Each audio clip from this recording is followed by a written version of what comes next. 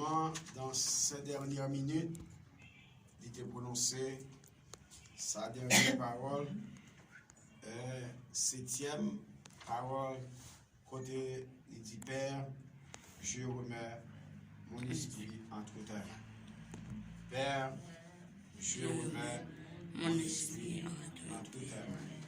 Papa, non mais où, mon remettre l'esprit loin. Ça, c'est la dernière parole que petit bon Dieu a, sauveur nous Jésus-Christ, est prononcé à la croix. Dans Luc 23, verset 46. Le Seigneur Jésus-Christ, pour connaître l'existence humaine dans toute plénitude, sans manquer en rien, il était obligatoirement connaître la mort. Il pas épargné de la mort. En raison de son entière connaissance de la vie et de la mort humaine, pour prodiguer la vie à monde et puis pour faire expérience la mort tout. Père, je remets mon esprit entre tes mains pour prononcer parole ça. Aussi terrible que la mort est apparaître, la mort Jésus-Christ est apparaître, il était un glorieux modèle pour monde, pour tout le monde, ouais, pour tout le monde qui gagne, croyant tant que monde qui pas croyant. L'homme pécheur perdu tant que l'homme pécheur repentant. La mort Jésus-Christ était un événement particulier. Étienne, premier martyr, lui-même, pour la mort Paris, il était mort pour te prononcer dernière parole et première parole que Maître Jésus-Christ a prononcée. On dit Seigneur Jésus, reçois mon esprit. Il dit, puis, Père, pardonne-leur, dans Actes chapitre 7, verset 59. Depuis une phalange de croyants se sont endormis en remettant à l'instar de Jésus et d'Étienne leur esprit entre les mains de leur Père céleste. Il a mouru, avant de mourir, il a lagué esprit, même Jean Jésus-Christ te fait, même Jean Étienne, il te prononcé, il a fait même bagarre là, il a accès pour dire même parole ça. Esprit, âme et corps, tout c'est pour le Seigneur. Père, reçois mon corps. La chair est destinée à la poussière. Faut qu'il tourne dans la poussière. Le corps, il simplement gagne contenu extrêmement précieux là-dedans. Le corps a un contenu qui est extrêmement précieux parce qu'il y a une âme, il y a un esprit là-dedans.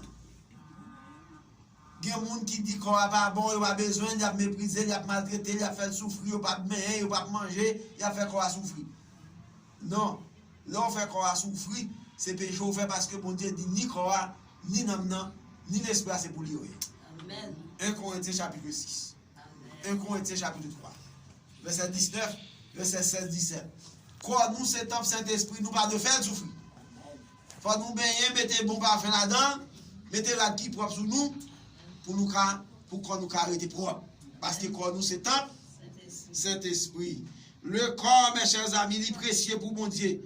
C'est l'esprit de l'homme qui distingue des animaux et lui permet d'entrer en contact avec mon Dieu. Un esprit, une âme et un corps. Bon Dieu mandé pour nous conserver bagaille ça au propre dans 1 Thessaloniciens chapitre 5, verset 19. Une différence existait entre l'âme et l'esprit. L'esprit lui-même dit ses parties supérieures, élément principal dans être nous. L'être humain l'y comparé en quelque sorte au tabernacle.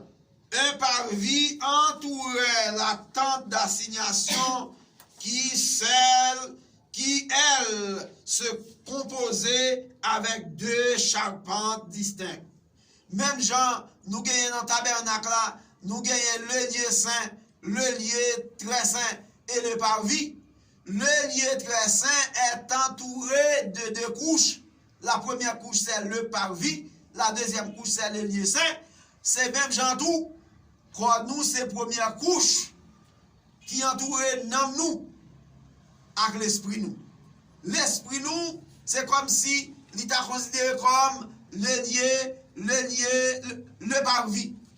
Ouais, non, le lieu saint. Nous, t'as le lieu très saint. Ou en dedans l'esprit, et puis l'esprit lui-même en dedans corps, c'est parvis. Bon Dieu, pour communiquer ensemble avec nous, faut nous accorder dans le lieu très saint. Faut que nous accorder dans le lieu très saint. Pour nous arriver dans le lieu très saint, faut que nous passions par le parvis. Pour nous arriver dans le lieu saint, faut que nous passions par le parvis pour nous traverser le lieu saint, pour nous entrer dans le lieu très saint. Mais bon Dieu a communiqué avec nous. Bon Dieu a une relation ensemble avec nous. Là, nous quitter corps, nous qui parvis à propre, pour nous entrer dans le lieu saint, et puis pour nous traverser dans le lieu très saint, pour nous rencontrer avec mon Dieu face à face. C'est ça, souverain sacrificateur qu'on fait. Jésus-Christ donne nous exemple pour nous quitter corps nous propre. Il mande nous, commande nous pour nous quitter corps nous propre. Quitter corps nous propre. Pour que lui capable servir à elle. Quitter corps nous propre pour usage personnel dédié. Alors, un parvis entourait la tente d'assignation qui, elle, se composait de deux charpentes distinctes, le lieu saint et le lieu très saint. Un voile te séparé. Le parvis représente symboliquement le corps. Le lieu saint représente l'âme. Et le lieu très saint nous parle de l'esprit. C'est comme ça, nous, ce temple, le Saint-Esprit, mon Dieu, nous pas mettre tête nous encore. C'est aussi dans la condition l'esprit, ça, l'esprit lui-même, il naturellement éteint depuis la chute. Depuis la chute de l'homme, l'esprit est éteint. L'homme n'a pas de communion avec bon Dieu. Pour l'homme de communion avec bon Dieu, il faut être capable de jouer pardon pour péché, il faut être capable de demander bon Dieu pardon pour péché et entrer en communion avec lui. Jésus-Christ, il dit, Papa, dans la dernière parole, entre tes mains, je remets mon esprit. Le dernier battement de cœur, lui marqué fin, influence et des appâts du mal. Fini les tentations, fini les harcèlements de Satan, fini les désirs de la chair, terminer les maladies, les soucis, les tensions, les crises. Le combat est fini. Le soldat de Christ dépose les armes. C'est l'heure de la totale délivrance, l'entrée dans la gloire éternelle où les pleurs, les douleurs, les chagrins sont bannis à tout jamais. Tout bagaille ça est fini. Parce que maintenant, nous entrons dans les lieux très saints. Nous entrons dans la communion parfaite, la communion ininterrompue avec le Seigneur. Jésus-Christ, mes chers amis, lui remettre esprit dans mes bon Dieu. Les remettre esprit dans mes bon Dieu, c'est comme si il fait une belle mort. Il cite les Écritures. Il accomplit les Écritures. Il dit, je remets entre tes mains mon esprit. C'est comme une prière. Il commence par la prière sur la croix et il prend l'âme, il prie. Sa première parole est une prière et sa dernière parole est une prière. Il t'a prié pour les grands. Il t'a prié pour les péchés du monde entier. Il t'a accompli la prophétie par cette prière. Il montre la protection dans ses prières. L'enfant de Dieu au seuil de la mort, lui jouit d'une protection absolue. Jésus-Christ jouit d'une protection absolue. Je remets mon esprit entre tes mains. En effet, depuis de très longues heures, le divin substitut l'était trouvé entre les mains des pécheurs, entre les mains des hommes, des mains iniques qui te saisissent, ils te marrent, ils te frappent, ils te crucifient. À présent, ils remettent, après fini tout bagage accompli, tout ça que tu as pour y arriver, ils remettent l'esprit dans mes bon Dieu. Ne craignez pas ceux qui peuvent tuer l'âme et qui ne peuvent faire bien au corps. Mais craignez de préférence ceux qui peuvent faire périr et le corps et l'âme dans la guerre. C'est ça pour nous faire. Et c'est ça Jésus-Christ demande pour nous faire. Aucun de nous, pas qu'on ait l'heure du départ pour la gloire. Pas un de nous qui connaît qu'il a mouru. Pas de dans nous qui connaît qui est nous braler. Par conséquent, c'est arranger nous pour nous bien mourir. Arrangez-nous pour nous bien mourir. Même Jean le Seigneur, c'est arrangé pour bien mourir. Il était mourir, il était gourmand, il a accompli mission, la joindre papa. Nous-mêmes, nous pouvons pour nous aller, mais nous sommes clairs. Seulement, nous besoin d'arranger nous pour nous bien mourir. Si pour les croyants, la mort, c'est rencontre du roi des épouvantements, pour l'enfant de Dieu, la mort, c'est la rencontre du roi des rois. C'est l'échange d'une tente avec un palais. C'est l'arrivée triomphale en la présence du prince des lumières. C'est l'entrée en possession de l'héritage céleste, la mort pour les croyants. Béni soit Dieu, le Père de notre Seigneur Jésus-Christ, qui, selon sa grande miséricorde, nous a régénérés pour une espérance vivante, pour la résurrection de Jésus-Christ d'entre les morts, pour un héritage qui ne peut se corrompre, ni souiller, ni flétrir, lequel est réservé dans les cieux à vous qui, par la puissance de Dieu, êtes gardés par la foi pour le salut prêt à être révélé dans les temps derniers. 1 Pierre chapitre 1er, verset 3, pour arriver dans verset 4.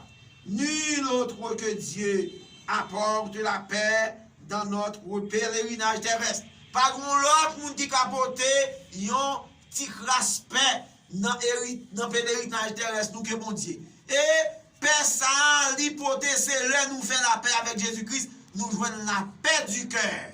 Nous jouons la paix pour nous. Nous avons dit oui, nous délivrer au siècle des siècles. Père, je remets mon esprit entre ta main. C'est la dernière parole que le Seigneur a prononcée avant que les fermer jeunes, les baisser tête et puis l'aller. Quitter terre là. Père, pardonne-leur, car ils ne savent ce qu'ils font. Première parole, Luc 23, verset 34. Deuxième parole, en vérité, je te le dis, aujourd'hui, tu seras avec moi dans le paradis. Luc, chapitre 23, verset 43. Troisième parole, femme, voilà ton fils. Disciple, voilà ta mère. C'est, nous venons de parler ça, non? Jean 19, verset 26, 27. Quatrième parole. Mon Dieu, pourquoi m'as-tu abandonné? C'est. Non. Dans quelle parole, dans quel texte nous trouvons ça? Matthieu 27, verset 45 et 46. Cinquième parole, j'ai soif. Jean chapitre 19, verset 30. Sixième parole, tout est accompli. Nous voyons ça dans Jean chapitre 19, verset combien?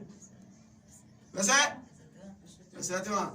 Et puis, septième et dernière parole. Père, entre tes mains, je remets mon esprit. Et nous, une dernière parole, ça, non? Non? Luc 23, verset 46. Quel sauveur merveilleux je possède, il s'est sacrifié.